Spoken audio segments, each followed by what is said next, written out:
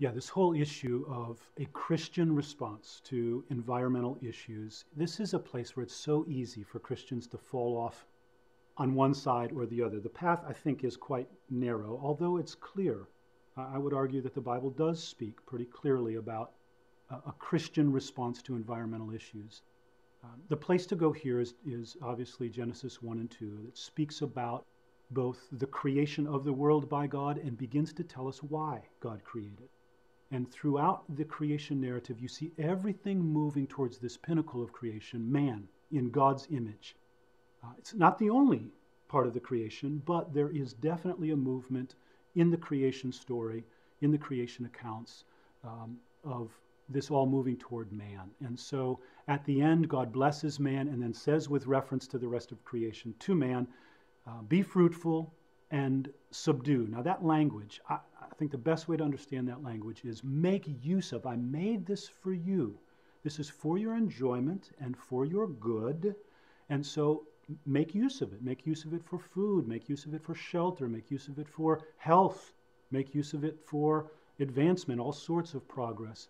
However, if that's the only thing that we look at in the environment, then we run the risk of falling off the side of tyrannizing the creation rather than using it as good stewards of creation. So we've got to hold in tension both the fact that creation was made, given, created for us, and even prior to that, it is a display of God's glory, a display of God's power. Paul says in Romans chapter 1, for God's invisible attributes, namely his eternal power and his divine nature, have been clearly perceived ever since the creation of the world in the things that have been made. In other words, the heavens declare the glory of God. All of this puts on display. There's a wonderful verse in Psalm 104. How manifold are thy works, O Lord. In wisdom you have made them all. The earth is full of your creatures, which I think means that everything that God created contributes to the display of God's wisdom, his glory, his power. So we need both to use creation, but also to guard our use of creation so that it doesn't diminish the ability of creation to put God's glory on display. Now, how do you do that?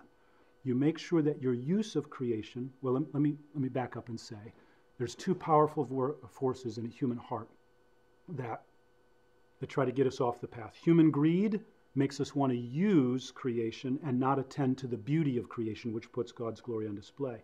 On the other side, a kind of supernatural spirituality, instead of using creation, wants to worship creation, the created instead of the creator. And so we elevate beauty to the expense of usefulness.